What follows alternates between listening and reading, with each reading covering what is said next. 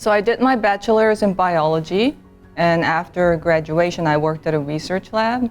There was one day I was asking myself what I can do with the knowledge, and I ended up answering the question by I wanted to help others. And that's where I realized I wanted to be involved in pharmaceutical industry and engineering. It's my first biotech conference. It was kind of hard for me to reach out to people and network with people. And I think it was a very first step for me to take that baby steps to be able to talk to people, learn what people do and what they think. And it's something they never teach at school. So it was really great experience, great learning experience to learn about the basics of manufacturing and processing and data industry side of it.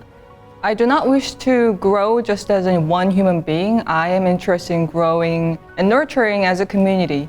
And ISPE Foundation really helped me and supported me doing just that, giving me opportunity to meet other people and network with other people and learn about new biotechnologies. I think it shows ISPE really cares and supports student chapters. And it was really great opportunity to be here, and I really thank ISPE for this opportunity.